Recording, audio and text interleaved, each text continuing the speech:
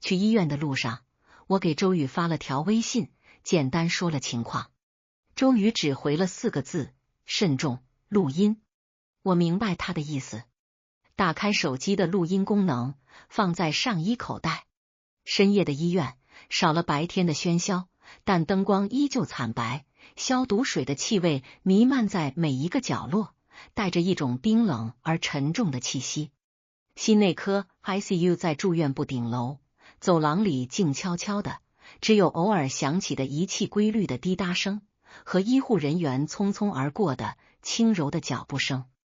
赵医生是个30多岁、面容严肃的男医生，在医生值班室接待了我。他拿出李爱华的病历和最新的检查报告，指着上面的影像图和数据，语气沉重：杨先生，李爱华女士心脏搭桥手术本身是成功的，但术后出现了严重的肺部感染，并引发了急性呼吸窘迫综合征，目前情况很不乐观。这是术后比较凶险的并发症之一。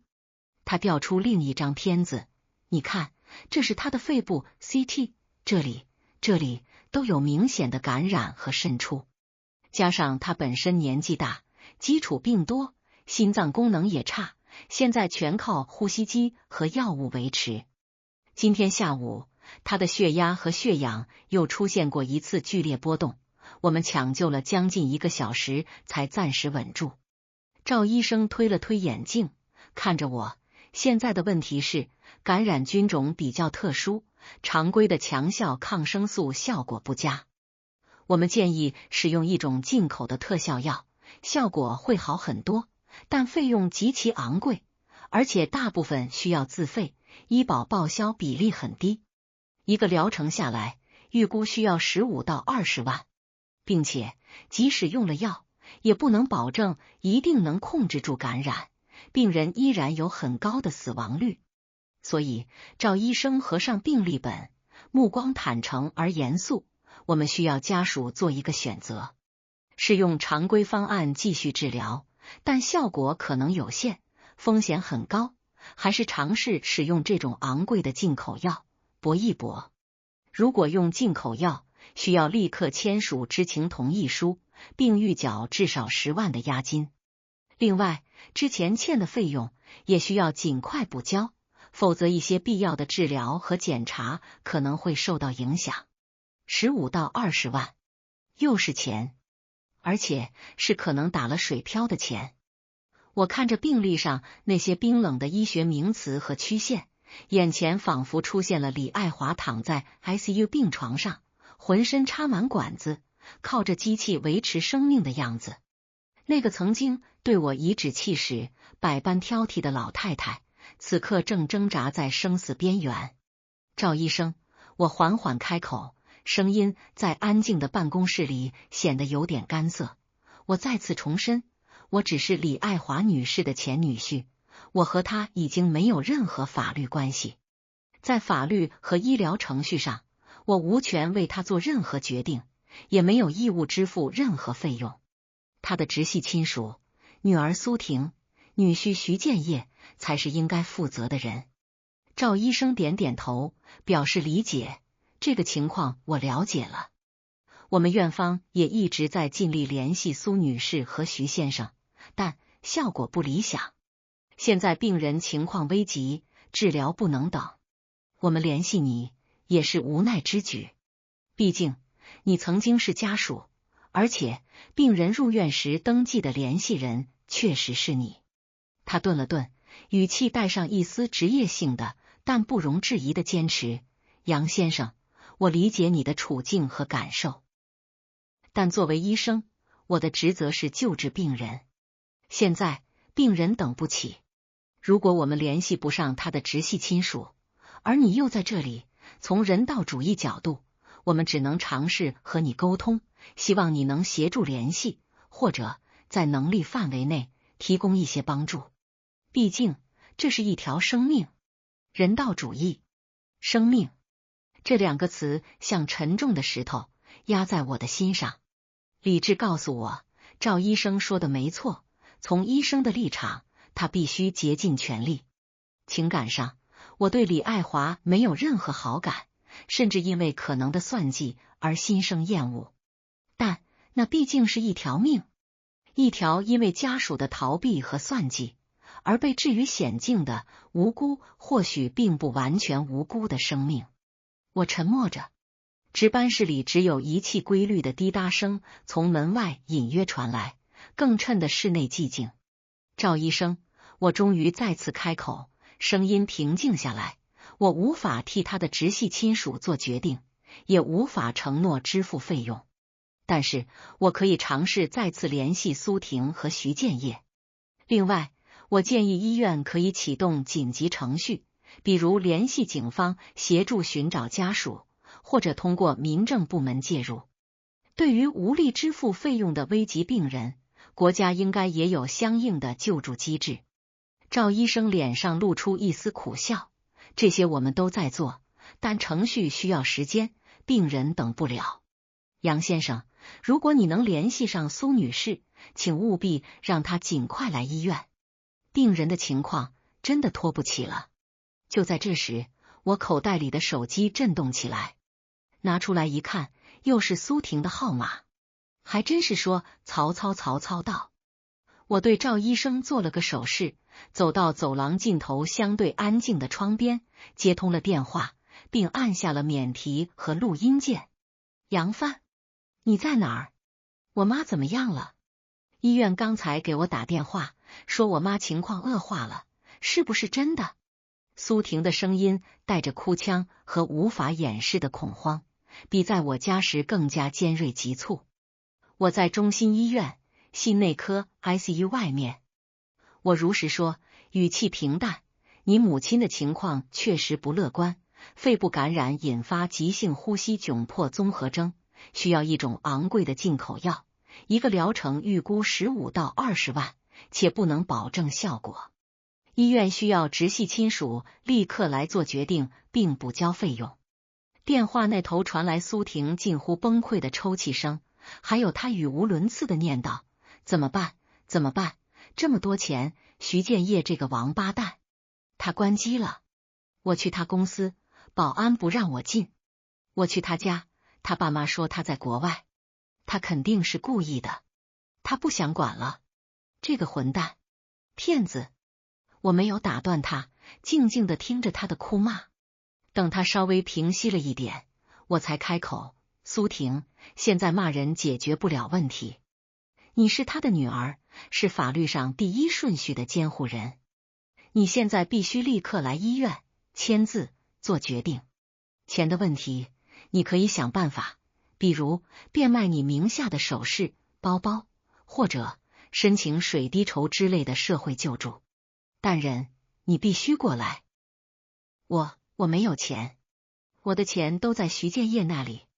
我的包，我的首饰，大部分都是他买的，发票都在他那儿。我怎么卖？苏婷的声音充满了绝望和怨恨。杨帆，我求求你，你再帮我一次，最后一次。你先帮我垫上，我以后做牛做马还你。我真的没办法了，我不能没有我妈啊！又是这一套。我闭上眼睛，深吸了一口气，压下心头翻涌的烦躁。苏婷，我没有钱，就算有，我也不会垫付。这是你的责任，不是我的。我的声音冷酷而清晰。我建议你，第一，立刻来医院。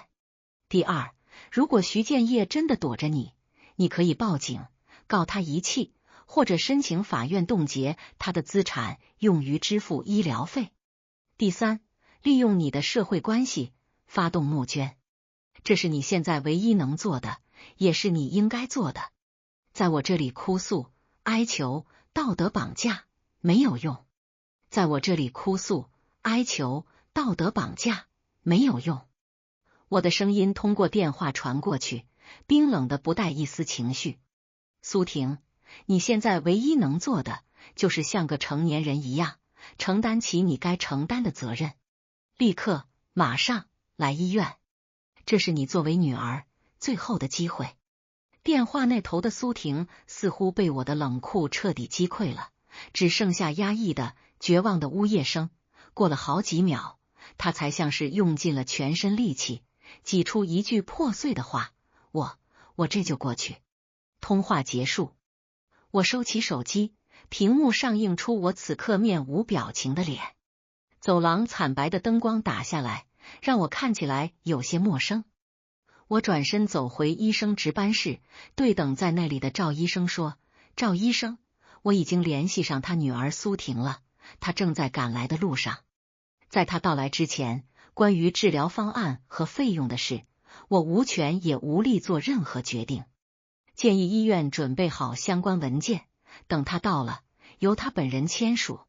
如果她无法支付费用，请按医院的紧急程序和规定处理。”赵医生看着我，眼神里闪过一丝复杂的情绪，或许是理解，或许是无奈，最终他点了点头：“好的，杨先生，谢谢你协助联系，我们会按程序处理的。”另外，我补充道，语气平静但坚定，鉴于我和病人及其家属目前的特殊关系，为了避免不必要的误解和后续纠纷，我希望医院方面，包括您和其他医护人员，在后续任何需要与家属沟通的事宜上，直接联系苏婷女士本人，不要再联系我。我的手机号码也请从紧急联系人中移除。谢谢。赵医生显然没料到我会提出这样的要求，愣了一下，但还是点了点头，明白了，我会向科室和住院部反映这个情况。谢谢。我微微颔首，不再多言，转身离开了医生值班室，走出了那片被消毒水和生死焦虑笼罩的区域。电梯下行，数字不断跳动。我看着金属门上模糊的倒影，心里一片平静的荒芜。该做的，能做的，我已经做了。通知了苏婷，给了她选择，剩下的是她自己必须面对的人生课题。走出住院部大楼，深夜的风带着凉意扑面而来。我深吸了一口室外相对清新的空气，感觉胸口那团憋闷感散去了一些。手机又响了，这次是周宇。怎么样？周宇开门见山，通知苏婷了，她应该正往医院赶。我跟医院也说了，以后别再找我。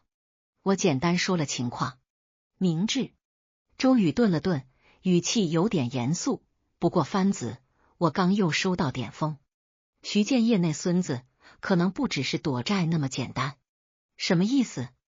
我那个在投行的朋友说，徐建业最近不仅抛售股票，还在暗中接触几个中介，想把他名下那套位于锦江苑的别墅急售，价格压得很低，但要求全款，而且越快越好。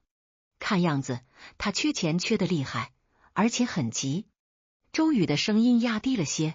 更巧的是，我托人查了那套别墅的抵押情况，发现他在1个月前，就是你前岳母住院前不久，被徐建业偷偷做了2次抵押，贷出了一大笔钱。但这笔钱的去向目前不清楚。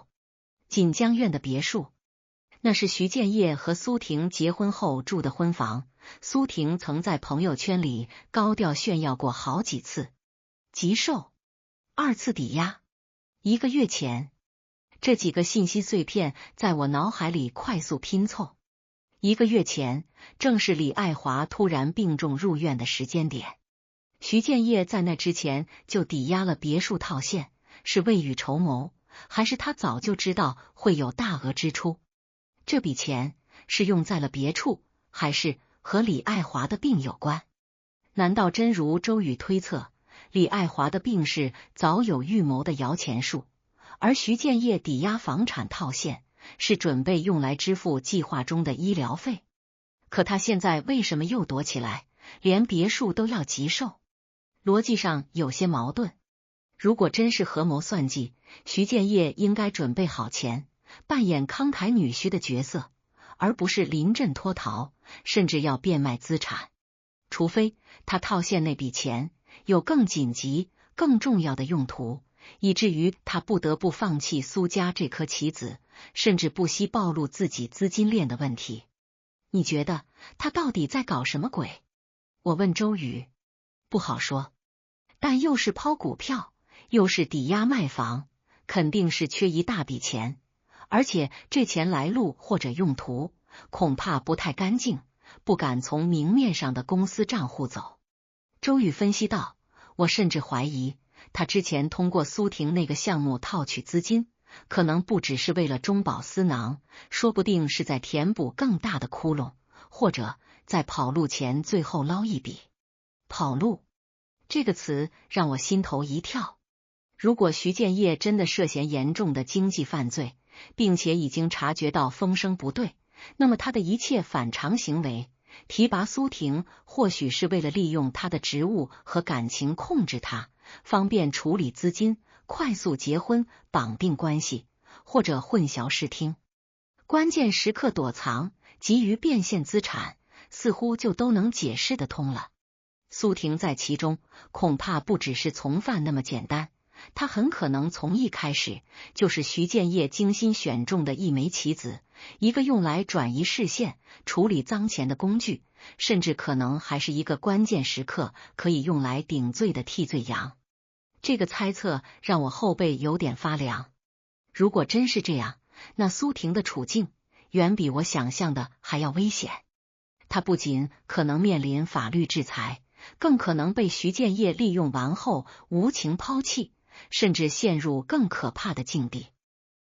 老周，我沉吟道，你手头那些关于徐建业经济问题的材料，能不能想办法匿名提供给相关部门，比如纪委或者经侦支队？电话那头沉默了一下，周宇似乎有些意外。番子，你想清楚了？这可是把你自己也摆到明面上了。虽然匿名，但调查起来很难完全撇清关系。而且一旦启动调查，苏婷肯定会被牵扯进去。你前岳母那边，我想清楚了。我打断他，声音坚定下来。如果徐建业真的在违法犯罪，甚至可能潜逃，那么每拖延一天，国家和可能存在的其他受害者的损失就更大一天，苏婷也可能在泥潭里陷得更深。至于我，身正不怕影子斜，配合调查就是了。至于苏婷和她母亲，他们自己选的路，后果只能自己承担。我报警是基于公民的义务和对违法犯罪的不容忍，不是针对他们个人，但也不会因为他们而徇私。我停顿了一下，继续道，而且如果徐建业真的在准备跑路，那么现在举报或许还能来得及阻止他转移更多资产，甚至将他劫在国内。这比单纯看着他们狗咬狗，或者等着苏家再来纠缠我，要有意义的多。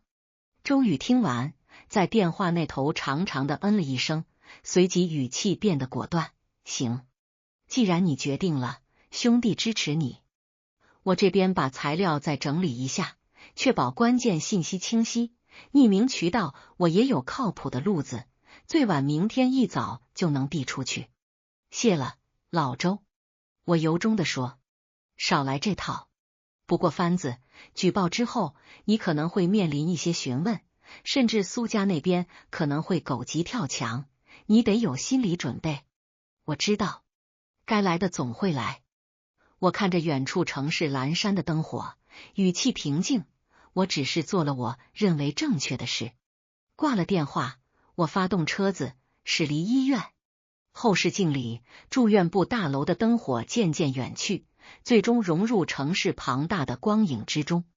这一夜注定有很多人无眠，而我在做出了那个决定之后，心里反而感到一种前所未有的清明和踏实。过去的恩怨情仇，在更大的公义和是非面前，似乎变得不再那么纠缠不清。我的人生终于不再是围着某个人、某段糟糕的关系打转。我开始有了自己想要坚持的原则，想要走的路。回到家已是凌晨，我却没有丝毫睡意，打开电脑，将新项目的一些思路记录下来。屏幕的光映在脸上，指尖敲击键盘的声音，在寂静的夜里显得格外清晰有力。我不知道举报会带来怎样的波澜，不知道苏婷和徐建业最终会迎来怎样的结局，也不知道李爱华能否熬过这一劫。但我知道，从今往后，我的每一步都要走在光里，走在自己的选择里，这就够了。举报材料递出去的第3天，波澜开始显现。先是周宇告诉我，他那个投行的朋友说，徐建业集售别墅的交易突然被冻结了，说是房产涉及一些产权纠纷，需要厘清。紧接着，圈子里开始有小道消息流传，说徐建业所在的那家公司有高管被请去喝茶了，公司内部气氛骤然紧张。这些消息并未公开，但在特定的圈子里已经足以引起诸多猜测。我如常上班，投入在新的项目中。赵总对我的工作能力和态度很满意，已经在考虑让我提前转正，并担任一个小团队的负责人。新环境让我如鱼得水，几乎忘记了那些糟心事。直到周五下午，我接到一个陌生号码的来电，对方自称是公安局经侦支队的警察，姓陈，说有些情况需要向我了解一下，问我是否方便去支队一趟。该来的还是来了。我向赵总请了假，赵总很通情达理，只是关切地问了句没什么麻烦吧。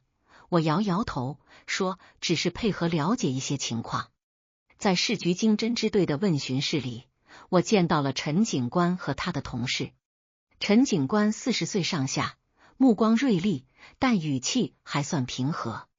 他们主要询问了我与苏婷的婚姻情况、离婚过程，对徐建业和苏婷工作关系的了解，以及是否察觉或听说他们有任何经济上的异常往来。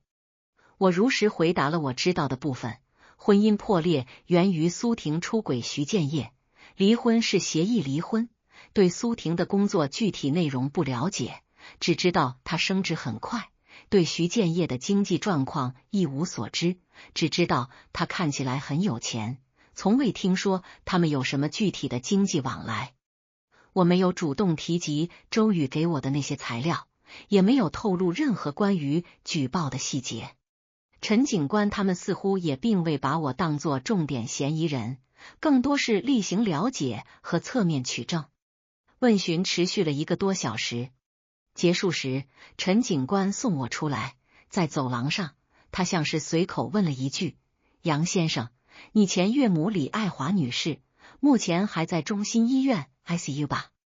我心头微动，点点头：“是的，前几天医院联系过我，说她情况不太好，具体情况我不清楚，我已经明确表示不再参与，让他们联系他女儿苏婷。”陈警官若有所思地点点头，没有再问什么，只是客气地把我送到了电梯口。这次问询像一颗小石子投入平静的湖面，在我心里荡开了一圈涟漪。经侦已经介入，而且注意到了李爱华住院的情况，这说明调查的方向可能比我想象的还要深入。果然，周末的时候，更大的动静传来了。首先是财经新闻的一个不起眼角落，刊登了一则短讯。据悉，某某科技公司徐建业所在公司因涉嫌在部分项目中存在违规操作，目前正在接受相关部门调查，公司股价今日出现小幅波动。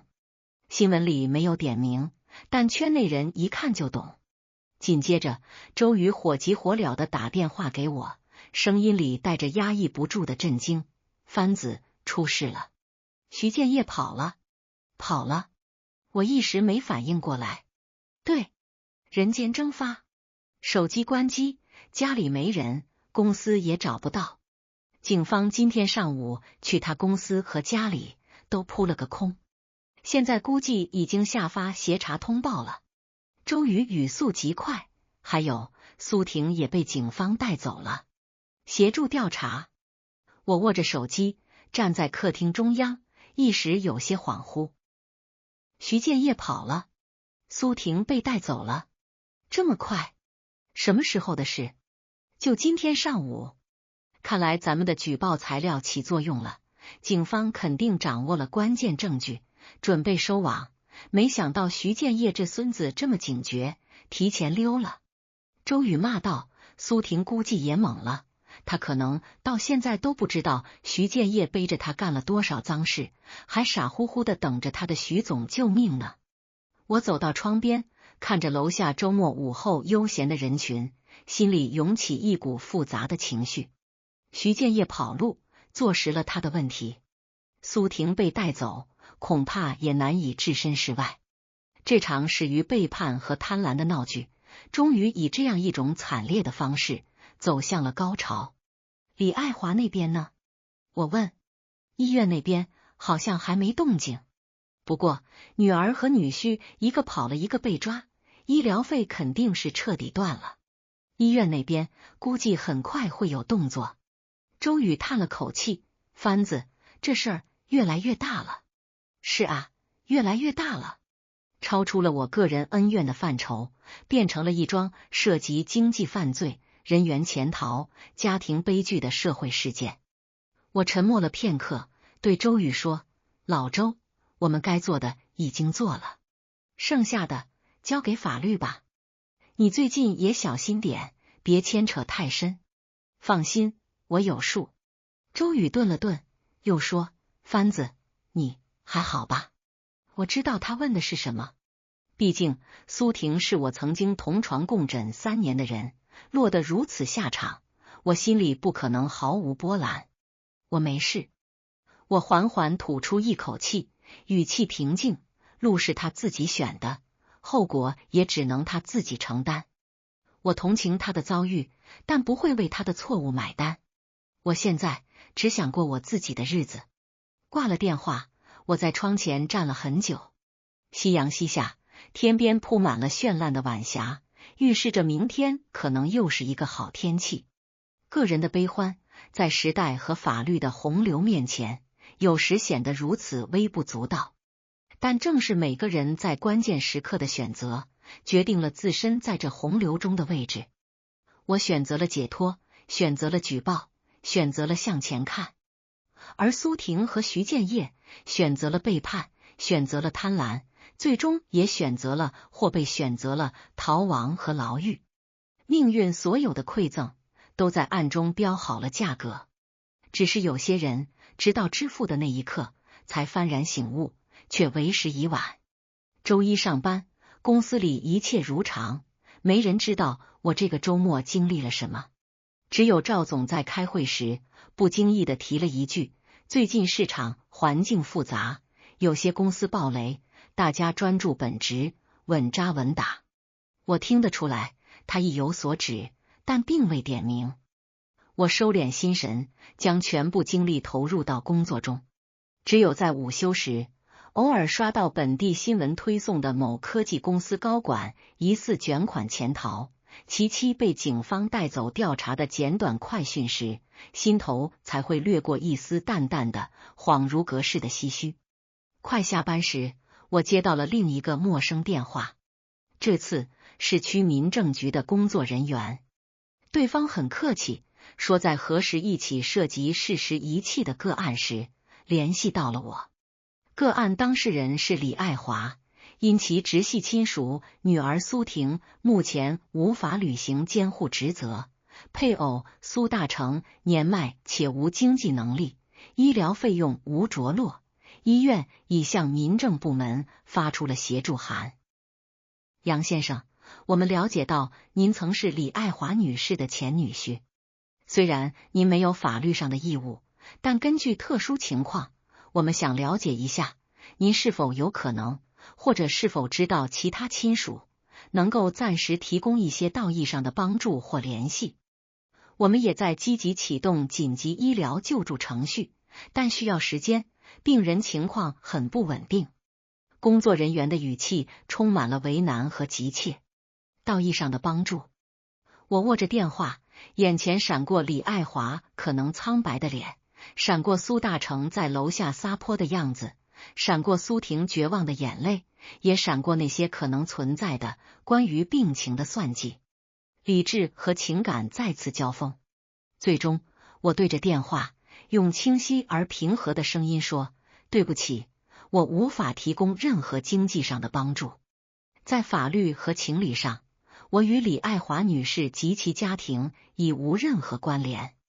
建议你们全力启动国家救助程序，或者尝试联系苏婷女士的其他亲属，比如她的舅舅、姨妈等。我这边实在无能为力。”我没有撒谎，也没有推诿，我给出了最理性也最符合我立场的回答。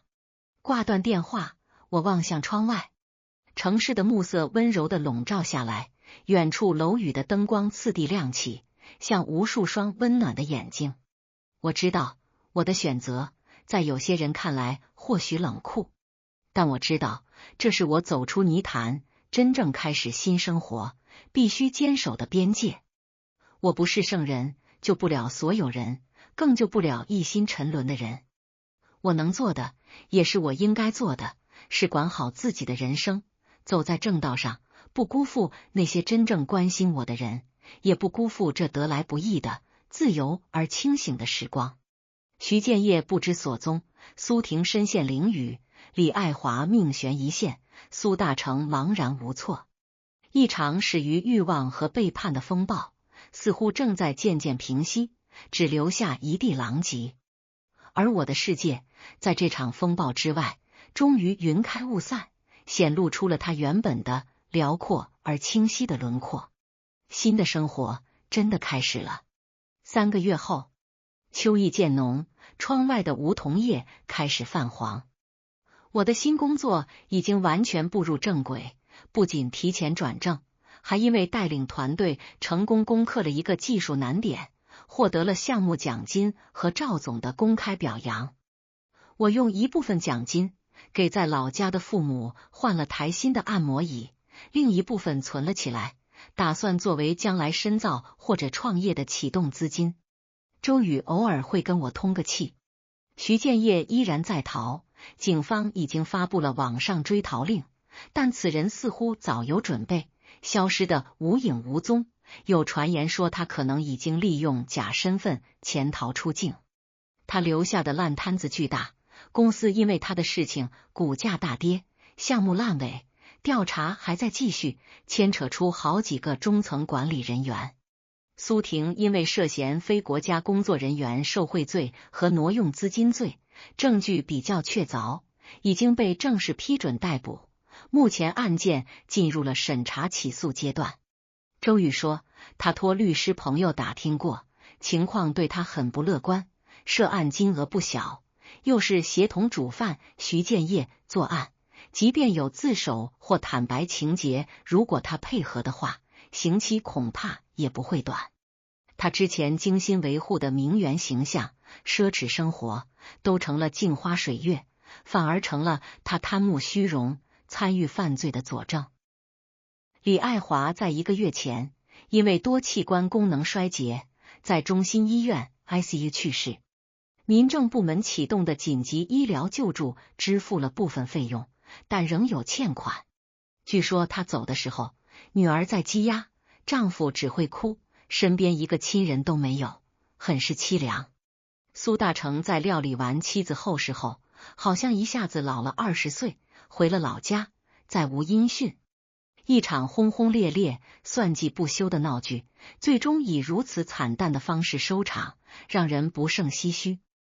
我偶尔会想起和苏婷刚结婚的时候，我们挤在出租屋里，一起吃泡面，一起规划未来，眼里有光。那时虽然穷，但心是近的。是从什么时候开始，光熄灭了呢？是他第一次羡慕同事的名牌包，是他第一次抱怨我赚钱少，还是他第一次在饭局上对着领导露出那种我陌生的谄媚的笑容？人心不足，欲壑难填，一步错，步步错，最终坠入深渊，万劫不复。我把关于他和他们一家的一切都封存在了记忆的角落里，不再怨恨，也不再遗憾，就像清理掉了房间里最后一件旧物，空间变得清爽而通透。周末，我约了周宇，还有另外2个要好的大学同学聚餐。地点选在一家新开的川菜馆，味道很正宗。我们喝着啤酒，聊着工作，吐槽着房价，畅想着未来，笑声不断。番子，看你最近状态不错啊，红光满面的。一个同学打趣道：“那可不，无债一身轻，无碍，是专心搞事业，状态能不好吗？”周宇差点说漏嘴，连忙改口，冲我挤挤眼。大家都笑起来。我知道他们是关心我，怕我还没走出来，但我举起酒杯，真诚地说：“谢谢兄弟们关心，我现在挺好的，真的。工作有方向，生活有节奏，心里很踏实。”这是真心话。离婚、举报、面对风波，这一系列事情像一场淬炼，烧掉了我的软弱、犹豫和不切实际的幻想，留下的是一个更清醒、更坚韧，也更知道自己要什么的自己。我不再是那个围着婚姻和妻子转，试图用讨好和隐忍换取认可的杨帆。我是杨帆，一个有能力、有原则，能在自己的领域里创造价值的职业人，一个懂得爱护家人、珍惜朋友，也认真经营自己生活的普通人。饭后，周宇开车送我回家。路上，他犹豫了一下，还是说：“番子，有件事不知道该不该告诉你。”“说呗，咱俩还有什么不能说的？”“苏婷想见你一面。”周宇看着前方的路，语气有些复杂。他通过律师传话，说有些话想当面跟你说，关于过去的事，也关于道歉。我沉默地看着窗外流转的霓虹。想见我？道歉？你怎么想？周宇问。不见。我的回答没有太多犹豫，过去的事已经过去了，他的道歉对我已经没有意义。我接受了发生的一切，也放下了。见他只会把已经翻篇的事情再扯出来，对我们都没有好处。他现在最该做的是面对法律，反省自己，而不是寻求任何形式上的心理安慰或和解。周宇点点头，我猜你也会这么想。行，我知道怎么回复了。车子停在我家楼下，我解开安全带，准备下车。番子，周宇叫住我。说真的，我挺佩服你的。周宇转过头，很认真地看着我。不是每个人经历你那些事都能这么快爬起来，还爬得这么稳，这么正。你以后肯定会越来越好。我笑了，拍了拍他的肩膀，谢了，兄弟。你也是。回到家，洗去一身疲惫。我坐在书桌前，打开电脑，习惯性的记录一天的工作心得和明日计划。台灯洒下温暖的光晕，房间里安静而平和。手机屏幕亮了一下，是母亲发来的微信，问我国庆回不回家，说我爸钓了条大鱼，冻在冰箱里等我呢。字里行间是朴素而温暖的牵挂。我回复：回，票都买好了，想吃妈做的红烧鱼。放下手机，我伸了个懒腰。窗外月色正好，那些曾经让我痛苦不堪的背叛、算计、纠缠，如今回想起来已然恍如隔世。他们没有击垮我，反而成了我成长的垫脚石，让我看清了人心，也看清了自己。人生很长，难免遇到岔路，遇到风雨，遇到糟糕的人和事。但重要的是，永远不要丢失前行的勇气和辨明方向的能力。守住底线，保持清醒，不断提升自己。那些打不倒你的，终将使你更强大。而对于过往，不必感谢，只需铭记教训，然后潇洒转身，走向属于自己的更辽阔的山海。我的故事从这里才刚刚开始。